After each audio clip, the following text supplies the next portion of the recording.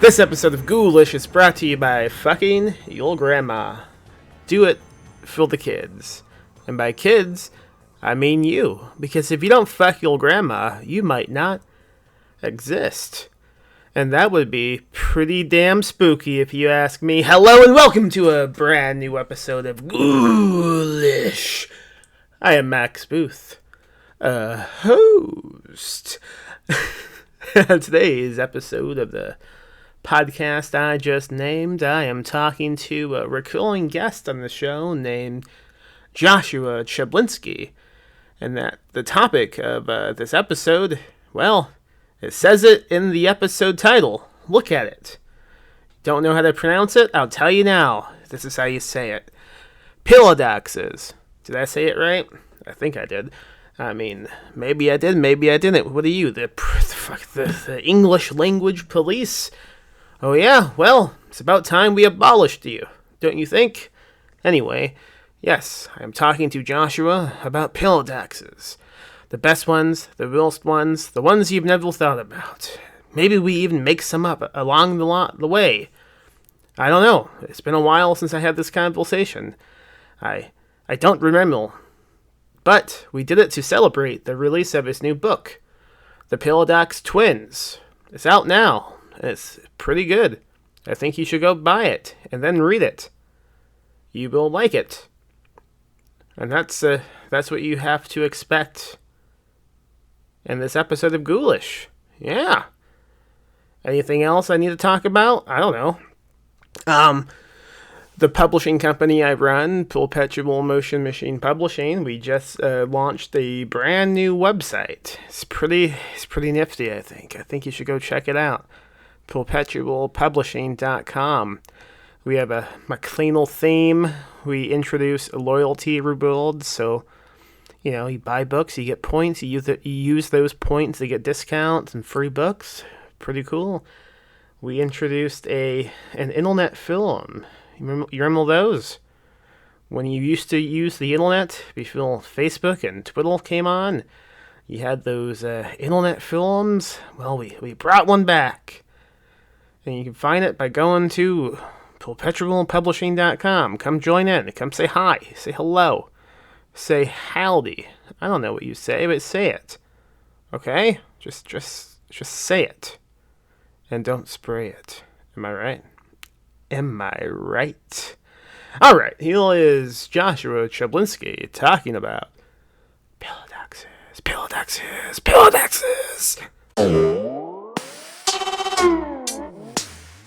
So I just finished the book, man. I saw that. Look at that. Fast reading. I stayed up till like 3 a.m. reading most of it because I Wow. couldn't sleep. Not because of the book. Not because, just because. Nah. Not Rowdy teens next door outside smoking the pot, and my dog was mad. Wouldn't pot make them less rowdy? No. That's the pot paradox. Supposed to make you calm, but somehow it makes the kids rambunctious. I don't know. I don't know a lot about drugs, Josh, but it seems like Paradox would be a good name for like a brand of marijuana. Oh, you got some of that Paradox? Yeah, lay it on me. I bet you they would say that in a show like Atlanta. Okay. Well, I just rewatched that show, and they're always talking about drugs in that show. That's a great show. Yeah. Atlanta has one of the all-time, I feel, best visual gags. Just straight up silly comic visual gags. Which one? The invisible car. Yeah. I love that one. When that happened, it killed me. It was so good and unexpected. I remember when that episode was like came on live. Social media like went insane that night. It was what everybody talked about, and now everybody's dying from a disease. Hmm. I mean, you would have thought no one ever seen an invisible car before. Yeah, I love that, but I think I love even more of the invisible vehicle gag, the photos they show on Instagram of him like leaning against it. Yeah. So funny. So we're doing a podcast today about this book. And before you sent me the book to read, you said, "Oh, don't read it ahead of time because I'm sick of answering questions about it. So this way you can ask me questions not about the book." But I read the book. Yeah. Well, you fucked up. Well, I thought That maybe since this interview is over. I just finished this book like 10 minutes ago, do you have any questions to ask me about it? That's a good question. Is to turn around the question asking on the person answering the questions. Sounds like a fucking pillow dex, man. It is. It blows my mind right now. I don't know whether you're a genius or a terrible interviewer. Can't be both. That's the paradox. Both at the same time. Wow.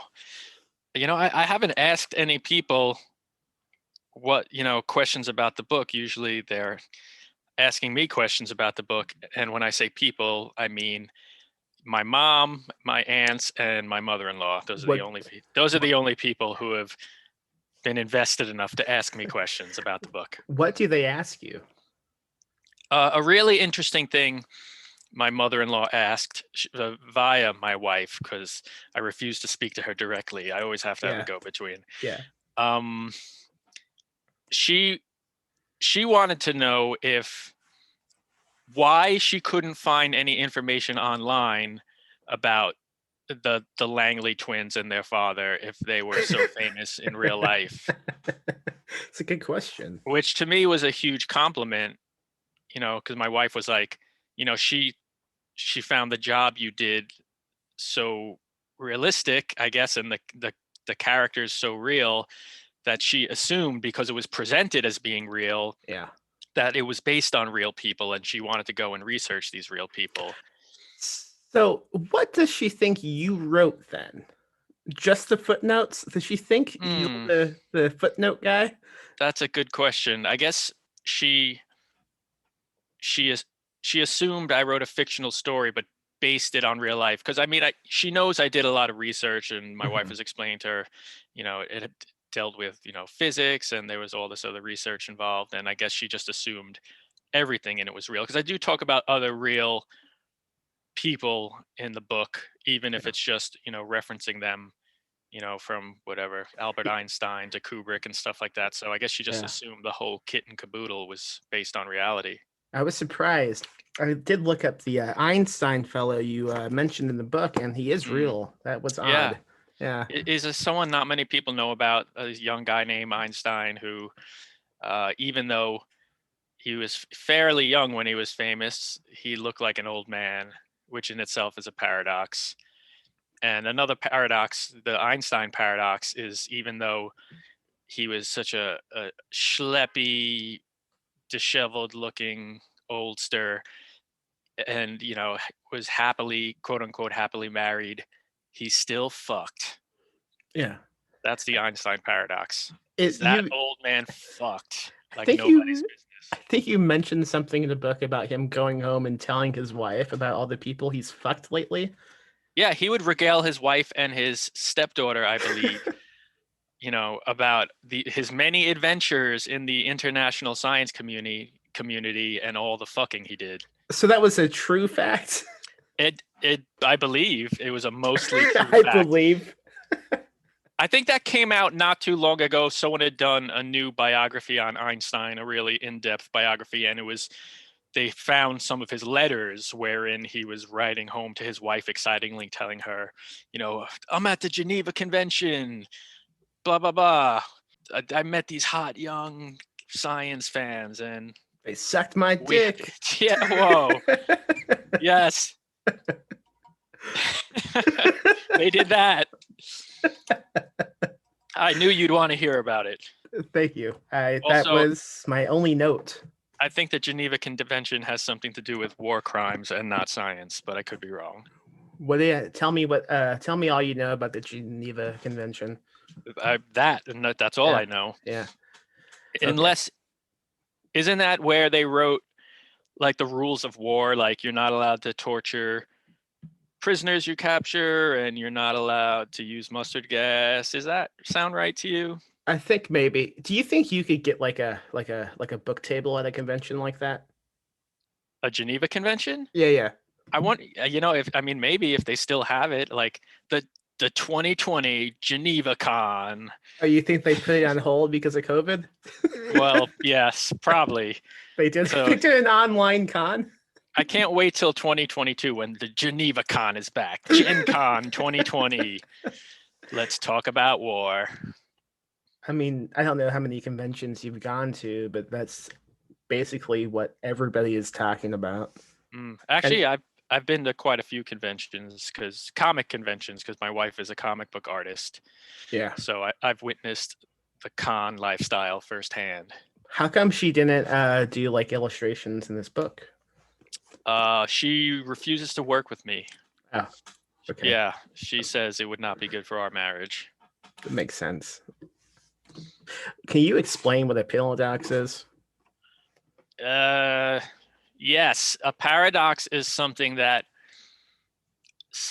seemingly doesn't make sense or should not be, but is. That seems to define my whole existence. The thing that should not be. Yeah. For example, the titular twins paradox. Yeah. Is a thought experiment in special relativity, wherein you take a pair of twins and one stays behind on Earth while the other takes a near light speed journey in a rocket ship. And due to the speed at which the one twin is traveling, when they return, the twin who is left behind will have appeared to age more, which is basically the premise I use for the book. And the end of the book, which you say, do not read unless you've read the book, which I'm going to talk about right now. You say that you have no idea how you found out about the twin paradox, which I thought was a cop-out. Not no idea how. I mean, I was perusing the internet and I must have came upon it on, either Wikipedia or something. I just don't remember the exact circumstances, because I remember when I came up with the idea for the twin paradox, the story in general, at least part of it, and I can't remember which came first, the twins paradox, or I came up with the idea of breakfast with the monolith. Mm-hmm. And that was what my story was going to be called at the time, because I just recently watched 2001, and I got this cool image of somebody describing like having, how, in literature and movies and real life, people talk about having a meal with their family, how awkward it is and whatnot. So I just kind of got the image of viewing your father as just a stoic, matte black slab that just like was propped up against a chair at the table with a plate of food in front of it, watching you while you ate dinner, as a kind of metaphor for awkward family meals. That would be an amazing sitcom. It sounds like that would be a great premise for a sitcom, but it wasn't really enough premise to prop up an entire story or novel. So yeah, just at some point then I discovered the twins paradox and was like, because they were both science-y, I felt I could mash them together into one thing. And I did. Yeah. I found it interesting just now that the Kubrick movie, you called it 2001. I've always called it 2001. Huh. That's interesting. I mean, I guess it's potato. Yeah. I have a friend who calls it deuce double ought uno. So that's a bad friend. That's a terrible. He's not very bright. Yeah. he's ostracized for that. So Are you a big fan of that movie? I am. Yeah, Yeah. it's a great movie. I'm a big Kubrick fan in general, and I think 2001 is just a fantastic, just engrossing. Dare I say visionary? I dare. Visionary movie. It's pretty long, man. Yeah, and it's time. funny. My mother-in-law, who's very interested in my book right now, since all my stories seem to revolve around her. I guess she'd never seen it or hadn't seen it since she was a child. Wanted to rewatch it because she had read my book, and my wife said they got like 20 minutes into it and turned it off because it was too slow. I recently did the same thing. I have never seen it, but I tried not too long ago.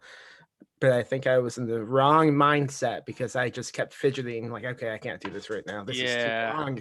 I mean, it is slow and ponderous, but I don't know, there's something about it. It's gorgeous to look at, and it's just like you just got to open yourself up to it, Max, and soak it in. Soak in the 2000s and the ones, all of them. The 2001s. The 2001s. That's what the remake will be called for the millennials.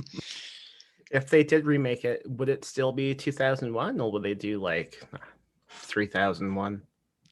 Well, if they remade it, there was a 3001 was one of the book sequels was 3001 because there was a 2010 or 2010 as the kids call it, which was written as a book, and then they made a movie, and then there was another sequel to the book called 3001. And I don't think they ever made a movie out of that one because 2 was bad enough. Yeah. So, but if they were to remake 2001 now, it wouldn't be a film about the future. It would be a film about the past. Oh, shit, man. Yeah. And what comes around, comes around? That's not the expression. What happens? I don't know.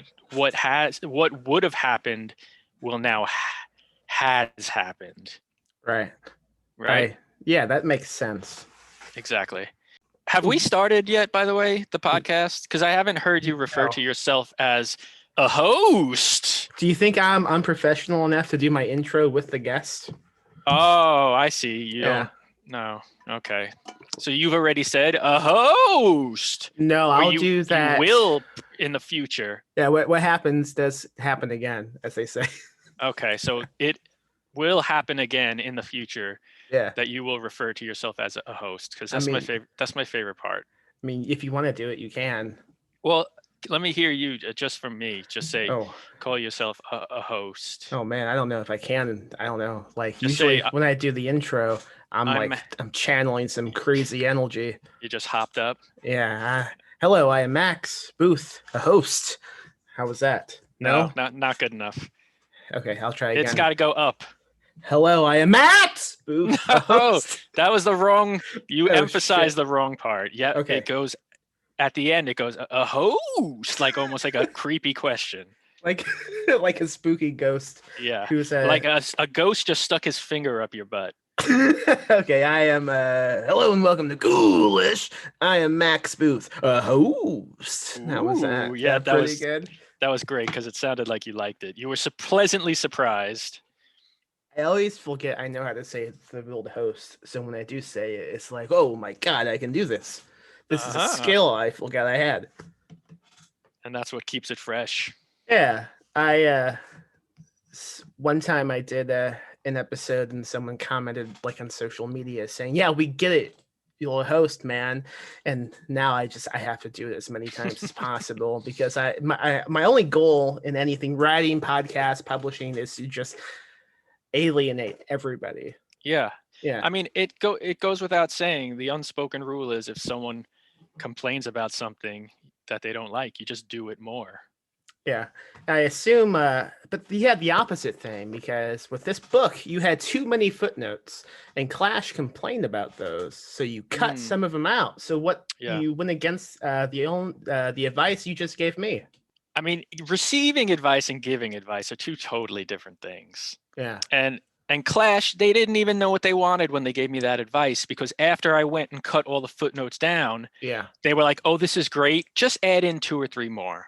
You cut just a few too many. Do they have like specific ones they wanted you to add, or will they just like, this is a 50 footnote book. You're missing Yeah, two. they were like, it's just something's missing. It's like adding salt while you're cooking, like your grandmother. She's not measuring it out. She's just sticking her dirty fingers right into the salt and Yeah. licking them and then throwing it in like Salt Bay. So we'll Only say it's salt spray because grandma has no teeth. salt spray is a great thing you take to the beach if you want to get fucked up.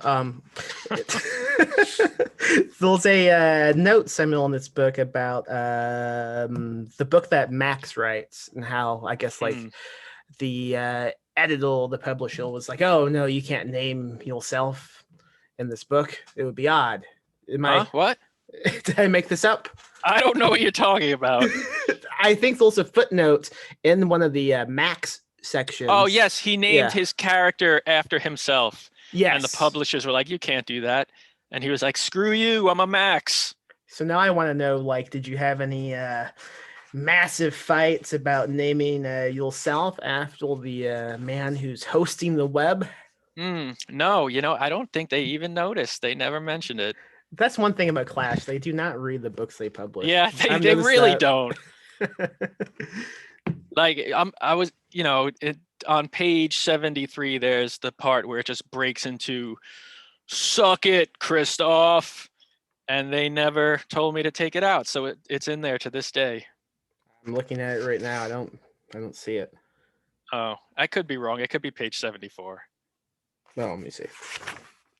No, man. No, 75. I took it out. No, it's just. Trust me, it's in there. I mean, I don't see that, but I do see a lot of racist rants. No, you don't.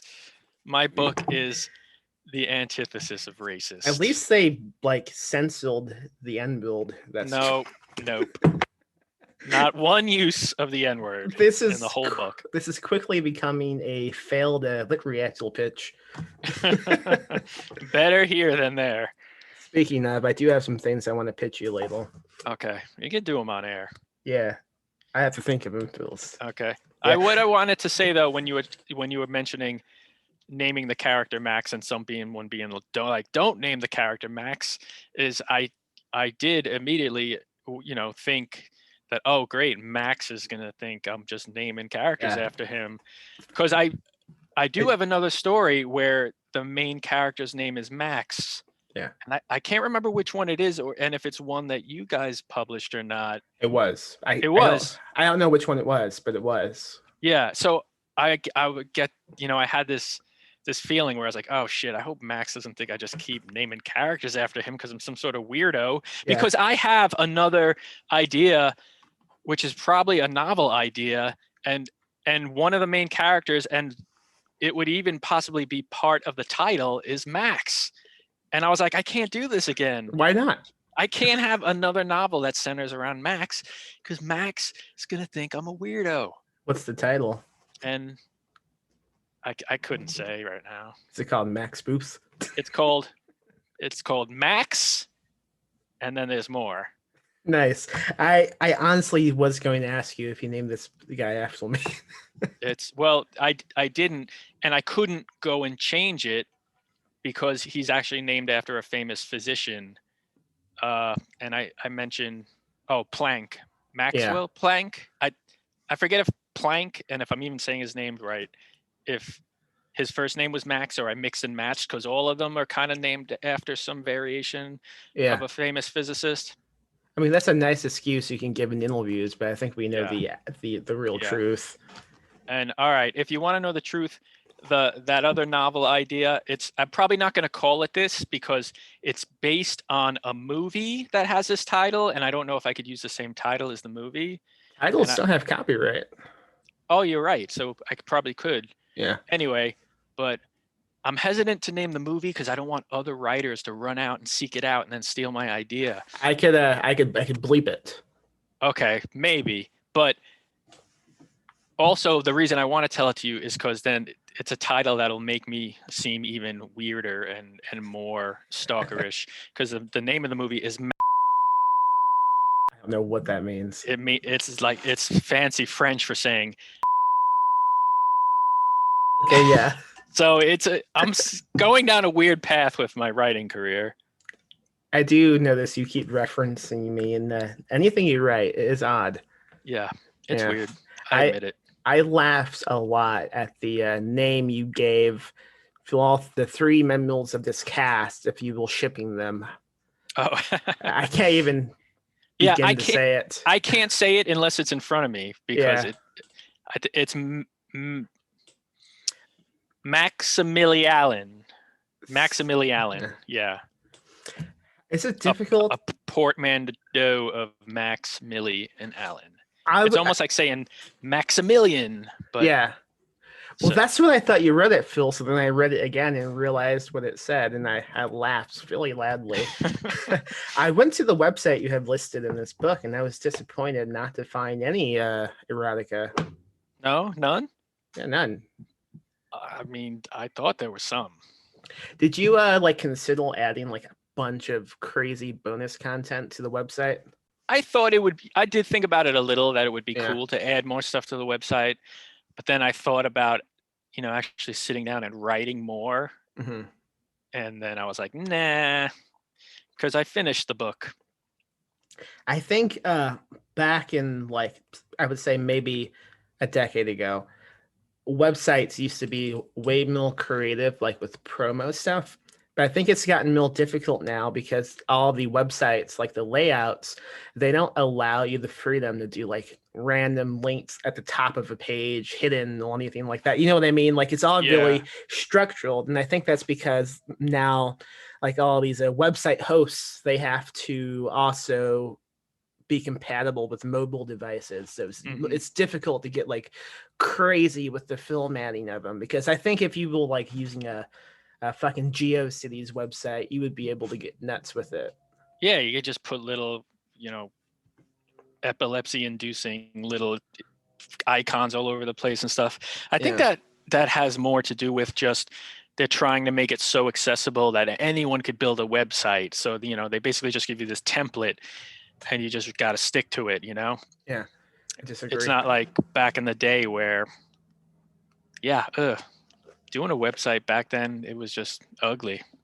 You have a lot of experience with old websites. Do I? I don't know. I mean, you were involved with like the Velvet, I guess it's called. Actually, not. The cult chuckpalahnook.net. Okay. The Velvet was kind of like an offshoot. Some other people were involved with, but I was involved with the cult and then Lit Reactor, which in 2021 in October, I believe we're going to be having our 10-year anniversary, which is kind of crazy. Yeah, what are we gonna do? Well, what are you gonna do? What am I gonna? We need to do something, Max. Yeah, we do. Need to do something. Should I upload the movie on the website and just say fuck it? Oh yeah, yeah. I'm gonna steal it. Do it. I think I sent you a link. You did. I don't know if it still works, but I'm gonna say this is the lost cut. Yeah, that was like the lost second to last cut that is virtually the same as the final product. That's the title of my next anthology, actually. The lost second to last cut. That's almost as final as the final product. That's a great title. Yeah. You want to submit? Yeah. Cool. Sweet. Is that an acceptance? I mean, maybe. I mean, you do have something coming out that I'm publishing. You have two things coming out soon. Shit. Do I? Yeah, and the DMD, the magazine. Yeah. And when does that come Film, out? I was gonna this week. Oh wow! I was gonna ask you in real life when it was coming out, but I didn't want to be annoying, like one of those writers, be like, "When's my story coming out?" Should have been it's gonna say April on the front cover, but it's coming out in May because I don't know if you know this. Sometimes I miss deadlines, Josh. I've never experienced that. Yeah. How often do you bitch about me at your house? Just out loud when no one's around. Yeah. I mean, not often. I try to keep, my work life separate from my home life, but whenever I'm doing an interview or on someone else's podcast, I always seem to talk about you. I mean, you did name one of the Yeah, central I am twins. naming multiple books after you. But you know what's funny is that I'm not usually the one who brings it up. So it's like people expect it from me. Yeah, same thing with me and like pizza. I'm all people always bring up pizza with me. Pizza Hmm. fiction. I don't know why. Yeah, It's that odd. doesn't make sense. Like I you're the only guy who ever put out a world famous pizza horror anthology. I might be. There's dozens of them. Yeah, name them. They're all Name. named Max. That's true. So there you go. With the Velvet and Chuck's website, sometimes like people online will talk to me and just assume I was also involved like with those communities, but I was Hmm. not because I came onto the scene like Yeah, after those kind of went away. yeah, because you were like 3 years old when they existed. Yeah, I was. I was not old enough to even go to school yet. But I don't know. Like I have no question about this, just an observation that I don't know how to tell people. I only know about the Velvet because sometimes you talk about it online Yeah, and some old timers yeah, yeah. wax nostalgic about it. Oh, back in the good old days when the America was great. Yes, and our websites were velvety. Mm. There's a taco place by me called Velvet Taco that just opened. That's disgusting. That is what I said. That I would sounds not. Is it awful. really? Is Yeah. that a? Is Yes. that just a risque joke? Because I would No. not eat at a taco place called the Velvet Taco. Okay. I'll tell you the I, whole conversation I had yesterday. I would go to a whorehouse called the Velvet Taco, Who wouldn't? but I wouldn't eat at an actual taco place. I think it might be the name of it. I was driving home with my wife, and she was like, "Oh yeah," she was like, "Oh yeah." The other day, I meant to tell you, I passed this taco place that had the best name ever, but now I can't remember what it is. And then she thought for a few minutes and went, "Oh yeah, it was called Velvet Taco." And I said, "There's no way it's called There's Velvet no way. Taco. There's no way." But she's insistent. Nobody has looked this up. But that is the most fucking gross name I've ever heard for a restaurant, if that's true. Yeah, there's no way. Like it's like if someone had a hot dog stand and it was called Sweaty Wangs. I mean, there might be one called that. That's I don't true. know. Sweaty dongs. And Velvet Taco is a little more appetizing than Sweaty Wangs. Okay, I'm gonna Google Velvet Taco now. Do it. Velvet Taco. We're really going off the map here. Oh no, she was correct. Is That's disgusting. I'll send you a link. do they have like Go to velvettaco.com. no? No, I will not. I promise you, it is a. I do not trust you. Not only that, but at the top of the page it says "safe is the new sexy." Then it links to the COVID details. Why would you have the word "sexy" on the homepage of the right. taco restaurant called Velvet Taco? They're definitely courting this. It's a thing. Yeah. Oh man, Wow. I'm gonna send this to my wife. She loves a good velvet taco. That sounds like an old like blue waffle type of thing that you would tell someone to Google. Yeah. Go to meatswing.com. What's more troubling now is why did she think that Velvet Taco was an amazing name? Well, that's a personal business between you and your wife. Okay. What is your favorite panel docs if you had to name one? Well, I don't know many, but I have a list of them, so we're gonna go through them. Okay, because we were supposed to talk about paradoxes. Yeah. All right, lay some on me, and I'll tell you what I think. Well, the one I love the most is it's one you also mentioned in the book. I think it's the one most people know about is the grandfather paradox, which is I think you go back in time and you have to fuck your own grandfather. Yeah, something like that. That's the only other one I'm aware of, and that's the one I was going to bring up because I actually have that footnote open right in front of me here because I'm bad at remembering stuff, even if it's stuff I wrote. Yeah. So and when I'm put on the spot, I'll just go blank. So I know. There's something called the grandfather paradox, which is also another. I guess most paradoxes have to do with science and math and stuff because that's just the nature of the beast. Yeah. In the grandfather paradox, you got someone who goes back in time and kills their own grandfather to prevent their birth. Yeah. Or they're like, if you go back in time and you happen to meet your grandfather, don't kill him because then you won't exist and you'll immediately disappear in the future and Yeah. the present. So that's the paradox. So like, would you? How could you kill your grandfather? And if you did, would you cease to exist? I love how this assumes that you would just kill him. Like, I know you're gonna want to, but don't do it. Yeah, you're not gonna walk up to him and be like, "Hey, Grandpa, it's me from the future."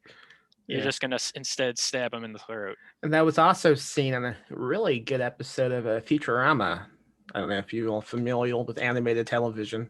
I have seen every episode of Futurama. I don't, off the top of my head, remember this. They go back to Roswell, and he meets his grandfather. Oh, yes. Then he has to fuck his grandma. And he does fuck his grandma. Yes. But it's funny, though, because that's the joke. But there's an actual Robert Heinlein story, and I mentioned this in the footnote as well, called All You Zombies, where before going back in time, the time traveler, and I forget what they start as, but they have what in the old days we used to call a sex change or sexual reassignment surgery. Yeah. And so they go back and then they meet the grandparent of the opposite sex and have sex with them, thereby becoming their own mother and their own father. Yeah, we'll see that movie, The Stupids. No, with Tom Arnold. With Tom Arnold. Is that part of the premise? He has a musical, like a scene where he dances and sings to a song called "I'm My Own Grandpa," and he explains how he became his own grandpa. That makes it sound amazing. I thought that was a dumb movie, but now it's like a smart science movie. Yeah, it's really heavily influenced by the science community. I always say that I think Back to the Future would improve if he did fuck his mom, but no one ever agrees with me. What do you think about that? I mean, that's sort of the almost version of All You Zombies, because he goes back to the future and he doesn't want to fuck his mom, but his mom wants to fuck him. Yeah. And if he did, would he become his own son? I mean, we don't know. It's very likely. That's what I want to see happen. Like, there's always that, well, would he? Well, show us. I want to see a woman give birth to, like, the husband son. That would be some cool, like, David Cronenberg stuff. Yeah. And, it's funny. There's actually a movie based on All You Zombies. I'm blanking on the name now, but it had Ethan Hawke in it. And it was directed by, I think they're called the Sperrig brothers. They're like Australian. And that deals with the whole gender reassignment it's surgery. Called Predestination. Yes, that is it. Not a terrible movie. Okay. But yeah, it's the whole thing where he winds up being his own father and mother. Evidently, Catch-22 is also a paradox. I guess it is. Yeah.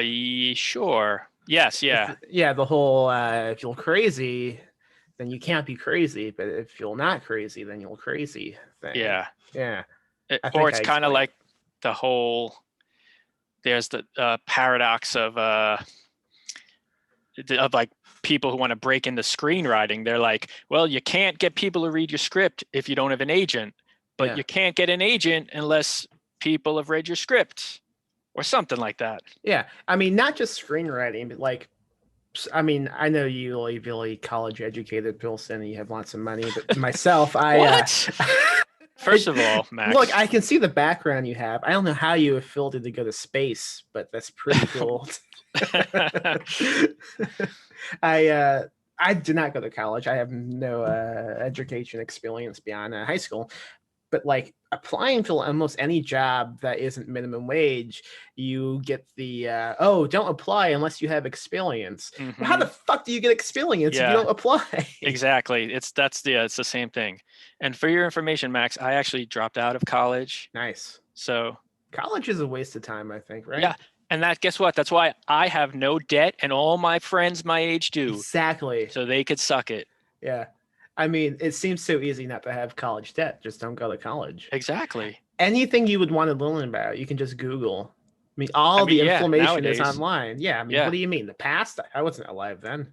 Yeah. 2001? Wasn't alive. Yeah. I mean, maybe it used to be back in the day. There was a short period of time where college was new and exciting, where people were like get a college degree and then you'll be able to afford a house and a family and all this stuff. And that was true for a while, but then I don't know what happened. College turned into a big business, and then everyone had a college degree, so then it became worthless. Yeah. I mean, the only education that is not worthless that you can pay for is maybe like a lit reactor class. Oh yeah, that's Yeah. totally worth it. Did you want to tell the folks listening about my upcoming class? Oh yeah, you go ahead. You explain it better. I hate talking about myself. Oh really? Well Yeah. then, just we'll let it be a surprise. Okay. Well, let's just say good. If you go to litreactor.com and you look under classes for Max's class, I think you'll be pleasantly surprised at what you find. And unpleasantly offended. Hmm. So different paradox.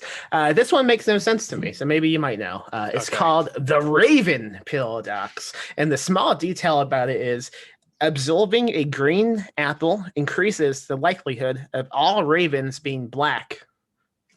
What the fuck does that mean? Whoa. I don't know. I don't know what that means. I don't know. That's a paradox. I guess that might have to do with, and this is just a guess here, because colors are affected and do appear different when they're placed next to different colors. Yeah. So like if you place green next to black or whatever, the green may the shade might appear different to you than if you place green next to pink. You know what I mean? I didn't know that was a thing. It's like color theory. And the only reason I know this is, again, because my wife is an artist and has explained this a little bit to me. So I guess if you stare at green long enough, it makes black extra black. Okay, that makes sense. Wow. Okay. What about the crocodile dilemma? Do you know about this? No, but it sounds sexy. It's not. I mean, okay. The sentence that follows the title: if a crocodile abducts a child and promises it will bring it back if the dad can correctly guess exactly what. A crocodile is capable of all these things? Yeah, you haven't spent enough time around crocodiles. There's a paradox right there.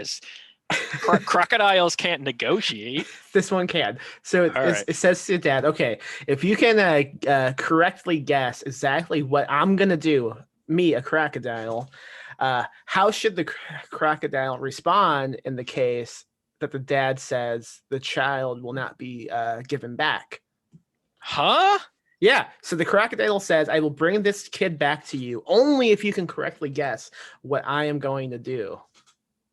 Okay. Oh, I see the paradox. Yeah, if you say you're going to give my kid back, then if that's... No, you have to say, oh, you're not going to bring my kid back.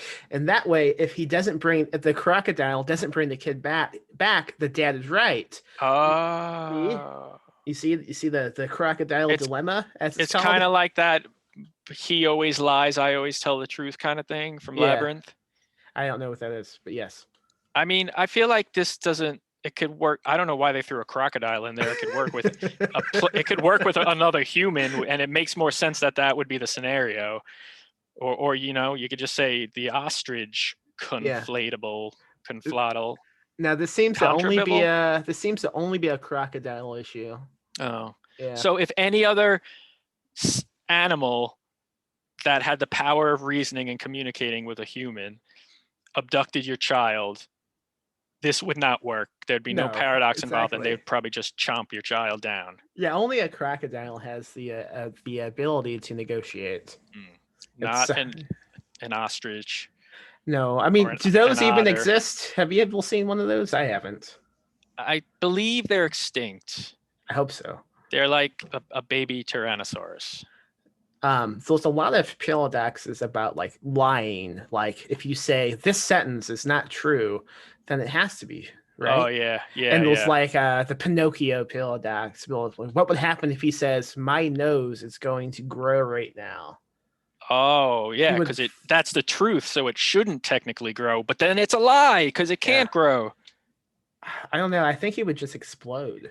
Wow, I think some of that weed your neighbors were smoking has gotten into this conversation, because Like same Whoa. the same thing with opposite day, right? If you say today is opposite day, I mean that just triggers a series of contradictions that will just end the universe. How so? Well, today's opposite day. If I say that, then the opposite is true, right? It's not opposite So it's day. not opposite day. Yeah. Okay. So if it's not opposite day, but if you say there is a normal day, it would be considered a normal day, which contradicts the fact that has previously been stated that it is an opposite day. Yeah. Yeah. You Yeah, see this definitely just sounds like things that? that bored people on drugs came up with. Is this what it's like to be in college? You know what? This is very similar to my college experience. And I imagine like this in the COVID times, Yeah. this is what college is like. You got your disheveled professor in his bedroom with his piles of dirty clothes Yeah. everywhere. And it's a room you're not even sure belongs to him. It looks like it could belong to a young lady, perhaps, who collects geisha masks. And Yeah. How many when you were in college, like how many band postals did you have in your room, and were any of those trapped Max, postals? Max, I don't understand this. Yeah. You always assume I'm rich because even though I went to college, I didn't go away to college. I What do you went to mean? I went to community college. It's college Yeah. that you go to during the day and then you go back home and sleep at your own house at night because you So, can't afford to go to a college to sleep at. but even if you do live at home still, you don't call like your bedroom, oh, that's my dorm room now because I'm in college. No, I never did that. That's And I crazy. never had any trapped posters on my wall because by the time Trapped was around, I was Yeah. old enough to not live in my parents' house. Whoa. Let's look at Yeah. when Trapped was around. Band. Wow, you will really old. What year did Trapped enter the scene? 1995. Oh, then wait a minute. I was still living at home. Oh, okay. And that was actually the first year I went to college. Oh my God. So Wow. I can't believe Trapped has been around that long. Trapped is 2 years younger than I am. Maybe I did have Trapped posters on my dorm room walls and I just Yeah, don't remember it. I don't know. I mean, you're coming across right now as Philly headstrong, and Oh I boy. find that Oh aggressive. boy. Yeah. Wow. Did you think it would not lead to this? I had hoped. But one thing I did want to say Yeah. on the subject of paradoxes is that when you think about it, writing itself and reading is kind of a paradox. And there's some fancy French guy from the 1800s who brought this up, but I can't remember it and I can't find the tab. But the paradox is that the idea that created stories and literature could elicit these very real emotions in people, but the things that are eliciting the emotions aren't real. Yeah. I don't So know. That's it. is That's it a it. paradox? They said it was. Okay. Maybe I really should look it up. It'll make more sense. We're just describing fiction, man. Yeah, man. People think about how sometimes Paradoxes. fiction isn't real, but then we hold it and it is Whoa. real. This Oh, is here we go. yeah. It's called the paradox of fiction. And Wow. it asks why we experience strong emotions when, for example, we are watching Hamlet on stage. I mean, I don't know anyone who does that, How but old is this? yeah, it's old. Okay. Well, so we're experiencing real strong emotions watching Hamlet on stage, while at the same time knowing that it's not really Hamlet. It's just an actor and the story is made up. Yeah. You know what I'm saying? You could That's replace Hamlet on stage with like a TikTok video. Yeah, Same any thing. of it. Yeah. Yeah, it's all a paradox. Oh, why? Do you have the answer? I don't have the answer. Oh. But All then, right. like, you know what? That paradox kind of also extends to horror because I do know that occasionally this is a horror podcast. Sometimes. And there's there's a whole paradox about horror because it's the paradox of experiencing pleasure through things that are horrific. Yeah. Like, why do people get pleasure from things that are horrible? Like, that in itself is kind of a paradox. Why do you think so? Do you know? I mean, all that bullshit about confronting trauma in a safe space, and Do you confronting like your own fear. you like how do you like feel about like reading that stuff? Like, is that what you think about it? Like, do you read a spooky book like I'm about to confront some shit? Because I don't. No, yeah, I don't think anyone does, on a conscious level, Yeah. you know. But I mean, maybe when I was younger, like I talked about how I was really I was a huge wuss and I was really scared of horror. But then there Yeah. came a point, like, it was still so fascinating to me for whatever reason, even though it terrified me. Yeah. So then there came a point where I was like, I want to enjoy this, so I'm going to force myself to confront it. But Yeah. that was more of like desensitizing myself so I could like partake in what my friends were partaking in. I wasn't Yeah. like, you know, when I was a kid, a masked maniac would sneak into my room at night and whip me with wet branches. And now I watch movies to kind of get over that. Yeah, I've thought about this a lot, and I don't have a good answer because unlike you, I was watching those types of movies at an extremely young age. I grew up with two brothers. They were not twins that I know about, and we just always had like spooky stuff playing all the time. So to me, like, it doesn't go like, oh, I'm gonna try to confront some stuff, or I'm gonna try to like watch something that I'm afraid of in real life. It just seems like a fun thing to do. Maybe like I love the ideas that are usually uh, brought up in those types of books and movies, much in a similar way to the book you wrote, because I love like complicated, like odd science experiments, Mm-hmm. and there's a lot of that in this book. And this could really easily be the same concept found in a spooky book as well. It doesn't have that same vibe, doesn't go that way, but it could easily go that way. Oh yeah, And totally. yeah, and I don't know, I don't have like and to conclude my thoughts, I don't have one of those things to end this with.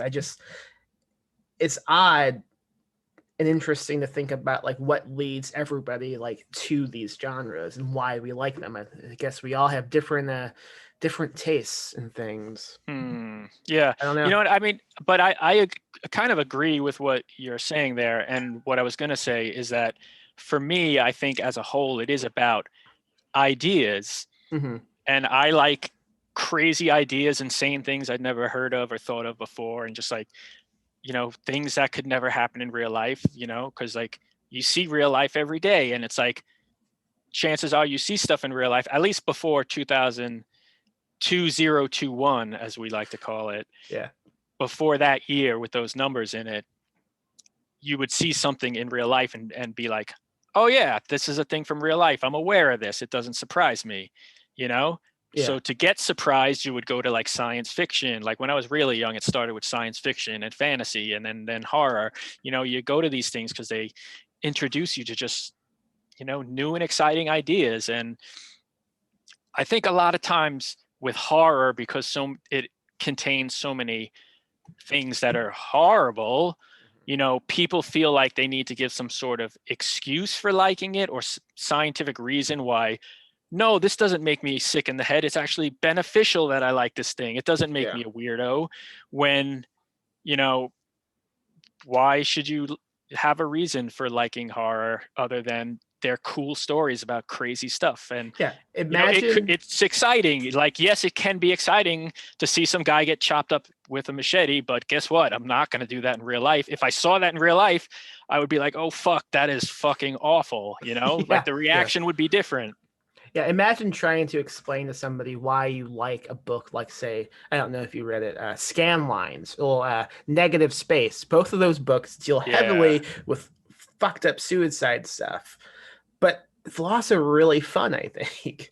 Yeah, I don't know. It's just about the way they're presented and the characters. And like, I mean, for me, a lot of what appeals to me about film and books is aesthetic and about presentation and Hmm. structure and stuff, not necessarily characters and story, although if they don't have that, or if they have those elements and they're really shitty, Yeah. it'll affect how I feel as a whole. But not for everybody, but for me, another part of it is the kind of intellectual side, I want to say, without sounding like a pompous jerk. But Yeah. like the exercise itself sometimes to me is what fascinates me.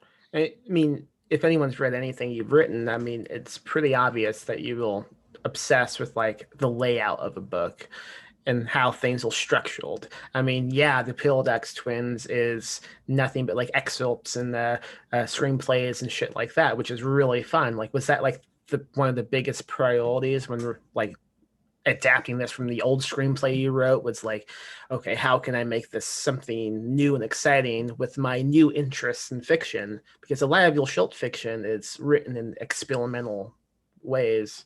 Yeah, I mean, that's exactly what I thought. I was like, if I'm gonna adapt this, I'm gonna turn it into the type of thing that would really excite me. Mm-hmm. Those are the things that really excite me. So it, to me, I wasn't interested in just kind of porting it over in a straightforward way, just so I could be like, hey, I turned this screenplay into a novel. It just has extra words. I wanted to really transform it into something I could be proud of, or if I saw it and someone else had written it, I'd be like, oh man, I want to read that. That sounds really cool. Yeah, I can't even imagine this book written in like in a straight-filled way. I don't think it would be any more close to as good as it is now. Like the structure it has really fucking sells it, I think. Yeah, I think I definitely improved upon the initial screenplay version, and that if it were ever to, for whatever reason, be transformed back into a script, I wouldn't want to be just like, well, here's the original script it was based on, just do this, because I feel Yeah. like I've made a lot of improvements on not only that structure and like weird ideas, but like the characters and stuff. Because I feel like, especially the character of Millie in the screenplay, she wasn't as fleshed out as she is in the book, and I feel like I made a conscious effort to make her almost an equal with the other two characters and not just be a foil for them. Yeah, So in the after note you wrote, you did mention that you had something go on with Millie in the first draft that you took out, and I think you should have kept it. oh really? Yeah. I mean, I don't think it was even really in the first full draft. It was like when I was structuring stuff out, it was kind of in the plot Okay. where she would like either she was going to have an affair with one or both of the brothers. Yeah. And then, I just, I don't know, eventually thought otherwise, that maybe Probably to for the not go there, best. because that'd just be too, I don't know, too easy, too male. I just thought it was, Yeah. I would move away from that. That's okay. I think it was most likely the best idea. I think I tend to lean toward like the most chaotic way you could do something. That seems like it would have been the most chaotic way. That does have something to do with one of my pitches I'm going to give you later. Okay. All Yeah, right. yeah. I lost track of what I was saying. What do you have to say? Any questions? Yeah. Yeah, No, I'm yeah. pretty happy with how we talked about my book without me really having to talk about it too Okay. specifically, because this is like the fourth or fifth podcast I've done now about this book. And the first couple, I don't know, like maybe it was a byproduct of COVID and being inside, although I feel like I guess I should have been better at this type of thing because of all the Zoom stuff. But when I started the first couple podcasts I did, I was like, I don't know, I just wasn't feeling it, like performance wise. I think I was thinking I was too inside my own head, and like, if people ask me what's my book about, it's like I got to get it perfect, like I'm reading it off the back, of the back matter of the book. And I just felt like I was coming across very stiff and stuttering a lot and humming and hawing and hemming and haying. Yeah. And yeah. so I don't know. I feel like the last couple though, I've made a conscious effort to loosen it up, get wild. I think Max style. I think if a podcast begins with, "Hey, what's your book about?" It's a bad podcast. Yeah, honestly, no. Just don't, like, what is your book about? Like, most writers don't want to answer that question ever. Yeah. It's To a bad hit me off with that right off the bat. You're lucky it's Zoom. I like and to I can't say, punch you right through the computer. I always want to say, I don't know, didn't you fucking read it before we talked? Yeah, you tell me, motherfucker. I do know what I wanted to say before we end, and I think writing a screenplay and then adapting that into a book is a really smart way to like plot out a book. I've only done it once, and that was We Need to Do Something, and it's crazy. Oh, what is that? I've never heard of it. Oh, I have a movie coming out soon. Oh, Yeah, wow. yeah, look me up. Okay. I am known as Hollywood Max now. That's what they call Mm. me. But the I wrote that originally as a script and then didn't know what to do with it. So then I thought, okay, I'm just gonna make this a book. And it's crazy, like the new details that came out as I was adapting it into a novel. Because I think if you have it filmed as like a screenplay, it functions as a simple outline almost, giving you the essential like beats of the plot, and then you can kind of build around that. Totally. I mean, I've said pretty much that exact same thing in other interviews where writing a screenplay is almost like writing a detailed outline. And I was saying the hard work is done, which isn't necessarily true, but you've done like the plotting the major beats, you got your characterization and stuff, like a lot of the really hard stuff out of the way, so you can go back and fill it in with all cool weird details and stuff, and concentrate on that. So it's similar to why I think out you know outlining a novel for some authors works so well, because it really does kind of free you up to do that pass, and then you get to do the other stuff without worrying about it. Yeah, right on. And I assume you have no news you can give me about what's going on next. mm, no, I mean, I'm working on stuff. I have another screenplay that I've been kind of adapting into a novel, and I'm just not rushing myself, basically, like, Good. because I'm giving myself the time to experiment with it and make sure I'm really happy with it. And yeah, so I don't know. And now I've been back to the day job too. So now that I'm back to the day job, I haven't been working on it as much, but That's okay. I'm working on it. Do you want to talk about the Boring answer. do you want to talk about the fake jacket you gave my copy that you mailed to me? Oh, yeah. I mean, it's fake because it physically exists. That's a Pilodex in a way. Yeah. I mean, it's just a brilliant alternate cover for the Paradox Twins that, if maybe one day we do a special edition, might be the cover, which it features an image of almost what I would imagine Einstein to look like, right? As he's Yeah, about to tell his wife about his latest sexual escapades, that you makes know? sense. Yeah. Yeah. And it's I'll, got a great quote from this yeah, author you probably never heard of, where he's telling a guy named Jeff he's going to fuck a bug. yeah.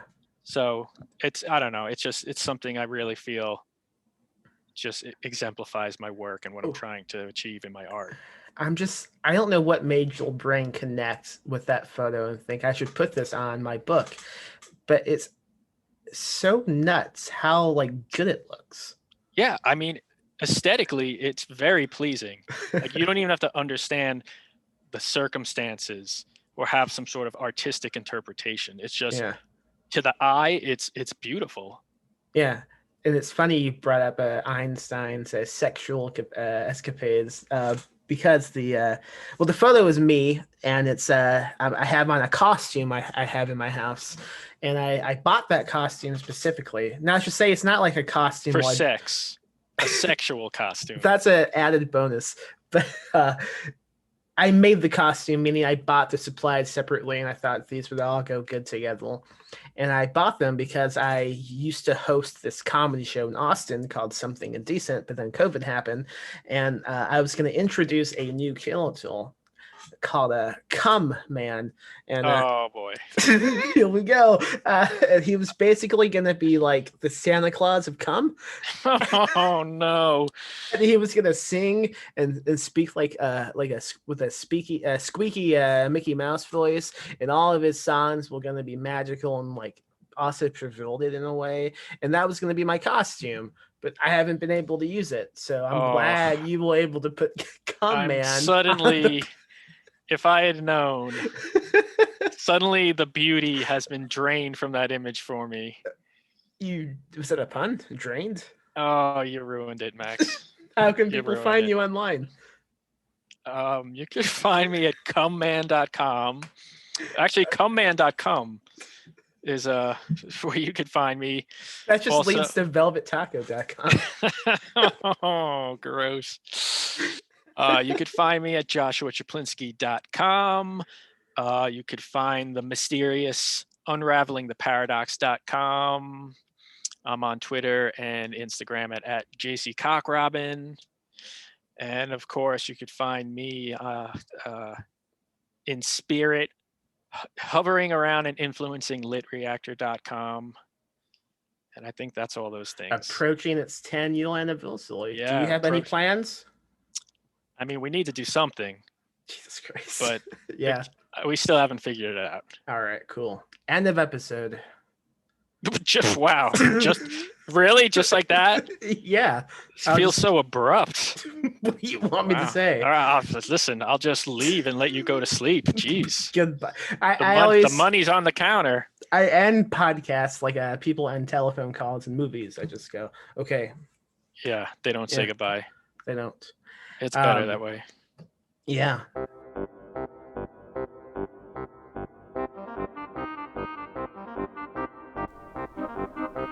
And that was Joshua Chaplinsky talking about Paradoxes.